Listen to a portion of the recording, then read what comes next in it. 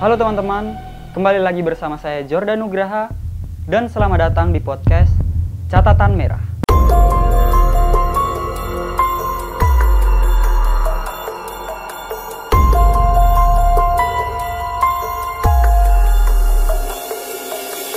Oke teman-teman, jadi di episode kali ini aku bakal menceritakan sebuah kisah yang menurut aku sangat mengerikan. Karena kisah ini datang dari seorang anak yang diisolasi selama 13 tahun oleh ayahnya sendiri. Tumbuh kembang anak tergantung pada bagaimana orang tuanya membesarkan buah hatinya. Hal itu wajib dilakukan demi masa depan anaknya sendiri. Namun sayangnya hal ini tidak terjadi pada seorang anak dengan panggilan Jenny.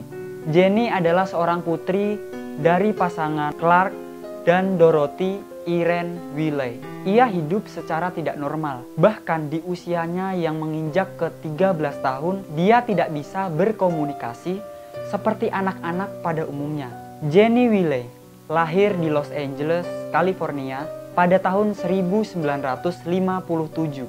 Dan tragisnya, dia menjadi korban pelecehan, pengabaian, dan isolasi sejak dia lahir oleh ayahnya sendiri. Clark Willey diketahui tidak menyukai dan tidak menginginkan seorang anak pun. Meski begitu, dia merupakan seorang ayah dari 4 anaknya bersama dengan istrinya.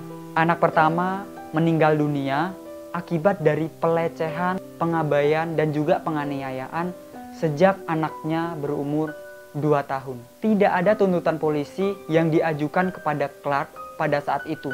Tidak ada satupun tuntutan. Akibatnya, dia jadi tidak takut untuk mengulangi hal yang sama, yaitu melecehkan, mengabaikan, bahkan menganiaya anaknya sendiri. Jenny Willey dilahirkan dengan kelainan rhesus, dengan berat badan rata-rata bayi pada umumnya. Meskipun berat badannya terlihat sangat normal, sampai dengan umur 11 tahun, tiba-tiba berat badannya menurun secara drastis. Ayah Jenny yang tidak menyukai kebisingan seperti suara teriakan dan juga tangisan membuat Jenny ditempatkan di sebuah ruangan kecil yang gelap dan juga sunyi. Bahkan ayahnya pun meyakini bahwa putrinya tersebut mengalami disabilitas mental, sehingga Clark memutuskan untuk mengurung putrinya tersebut. Clark pun tidak mengizinkan istri dan juga kakak dari Jenny untuk berinteraksi dengan putrinya tersebut. Jenny Willey pun menghabiskan waktunya selama 13 tahun dengan kondisi terikat di dalam kamar mandi rumahnya. Dikutip dari Very Wilmine, Clark selalu memberikan makanan bayi kepada putrinya tersebut selama 13 tahun. Bayangin, selama 13 tahun mengkonsumsi makanan bayi. Padahal yang seharusnya di usia yang 13 tahun, dia sudah harus mengkonsumsi makanan yang penuh dengan gizi orang 13 tahun pada umumnya. Bahkan Clark yang merupakan ayah dari Jenny Willey ini, dia hanya berinteraksi dengan putrinya yang dianggap mengalami disabilitas mental itu dengan cara memberikan suara geraman ketika Jenny Willey berteriak dan juga menjerit. Karena mungkin dia kesepian ataupun kesakitan, ataupun karena kelainan rhesus yang dimilikinya. Ibunya pun tidak bisa melakukan apa-apa karena dia takut dengan suaminya. Dan kebetulan ibunya juga mempunyai penyakit mata yaitu katarak. Jadi penglihatannya agak sedikit terganggu. Sehingga ibunya pun tidak bisa melakukan banyak hal untuk membantu putrinya tersebut. Clark pun hanya mengizinkan anak laki-lakinya keluar rumah hanya untuk bersekolah saja. Dia tidak diperbolehkan untuk bermain dengan teman-temannya di luar rumah. Akibatnya nih, tetangga-tetangga mereka hanya mengetahui bahwa Clark hanya mempunyai 1 orang anak aja. Keberadaan Jenny Willey ini tidak diketahui oleh para tetangga-tetangganya. Dorothy atau istri dari Clark Willey ini memutuskan untuk kabur dari rumah setelah terjadi pertengkaran antara dia dan juga suaminya itu. Dan pertengkaran itu terjadi pada tahun 1970. Dorothy pun memutuskan untuk membawa Jenny Willey kabur ke rumah orang tuanya.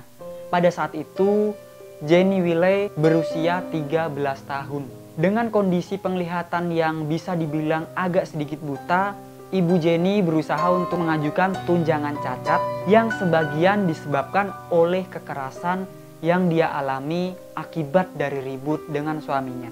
Dan dia juga memutuskan untuk membawa Jenny Wiley ke suatu tempat, bisa dibilang panti sosial. Ketika sampai di panti sosial tersebut, para petugas yang ada di panti tersebut memandangi Jenny Wiley.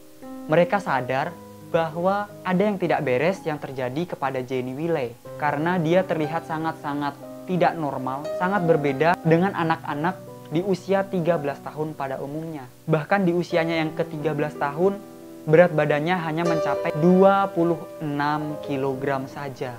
Dia yang terbiasa duduk karena dikurung oleh ayahnya di toilet, pada saat itu berusaha untuk berjalan. Tapi hasilnya terlihat sangat-sangat tidak normal.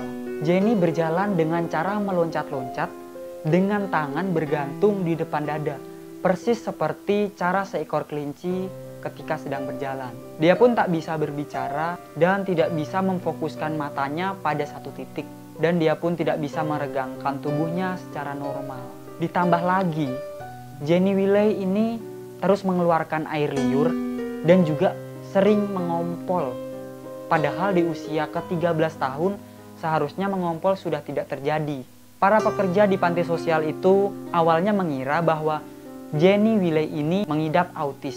Namun setelah diselidiki lebih jauh, mereka segera membawa Jenny Wiley ke rumah sakit anak yang berada di Los Angeles, California. Menurut hasil pemeriksaan, Jenny Wiley dikatakan sangat-sangat lemah, kurang gizi, dan tubuhnya sangat-sangat kotor. Semua otot-otot yang ada di tubuhnya kurang berkembang pada saat itu. Dan bahkan Jenny Wiley tidak bisa makan sendiri. Setelah beberapa tes yang dilakukan oleh pihak rumah sakit, dokter menyimpulkan bahwa Jenny Wiley mempunyai tingkat kognitif anak 1 tahun meskipun dia sudah berusia 13 tahun. Selain itu, tim dokter juga menilai bahwa Jenny Wiley merupakan anak yang paling rusak yang pernah mereka temui. Situasi tersebut menarik perhatian yang cukup banyak dari komunitas psikolog dan juga peneliti di seluruh dunia. Mereka berharap kasus ini menjadi terobosan signifikan dalam hal bahasa dan keterampilan belajar. Namun Jenny nyaris tidak memberikan kemajuan setelah berbulan-bulan dia menjalankan perawatan intensif. Dokter yang menanganinya pun berusaha keras untuk membuat Jenny menjadi normal seperti anak-anak pada umumnya. Hingga akhirnya muncul sebuah kemajuan yang bisa dibilang lumayan baik. Jenny pun mulai belajar bermain, mengunyah, memakai pakaian sendiri, dan juga belajar menikmati musik. Dia memperluas kosakata dan juga belajar banyak sekali sketsa gambar untuk mengaplikasikan kata-kata yang tidak bisa dia sampaikan secara normal. Dan dia pun melakukan tes kecerdasan dengan sangat-sangat baik. Dan tim dokter pun mengatakan bahwa sebenarnya Jenny Wiley ini adalah seorang anak yang memiliki tingkat kecerdasan yang sangat-sangat baik. Terbukti dari beberapa kemajuan yang dia alami, dia bisa menyusun sebuah puzzle dengan susunan yang benar.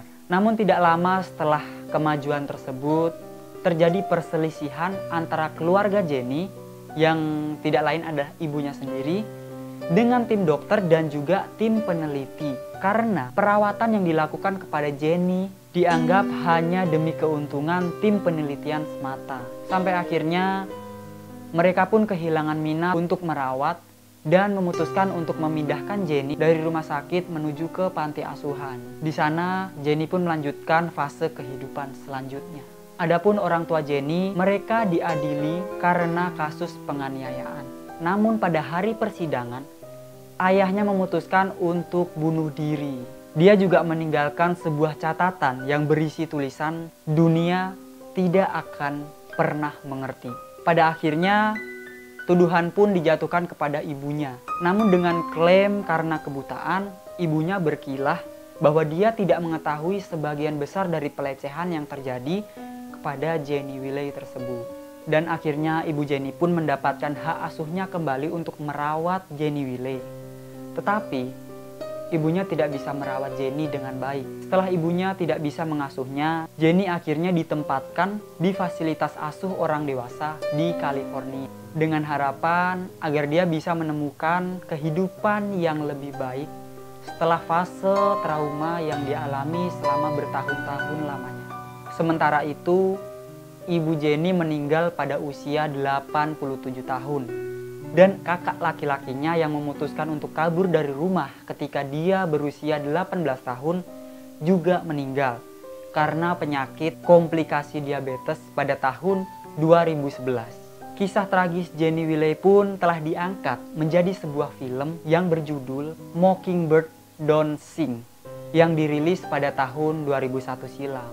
Oke teman-teman, sekian catatan merah di episode kali ini. Jika kalian suka dengan cerita ini, jangan lupa untuk klik tombol like yang ada di bawah. Dan jangan lupa untuk komen di bawah jika kalian memiliki cerita-cerita horor, cerita-cerita tragis, ataupun cerita-cerita pembunuhan yang menurut kalian seru untuk dibacakan. Oke, saya juga mengingatkan buat kalian semua, kalau kalian mau jangan lupa untuk klik tombol subscribe agar channel ini dapat berkembang lebih baik lagi ke depannya. Oke, sekian saja catatan merah kali ini. Sampai jumpa di catatan merah selanjutnya. See you in the next story. Bye.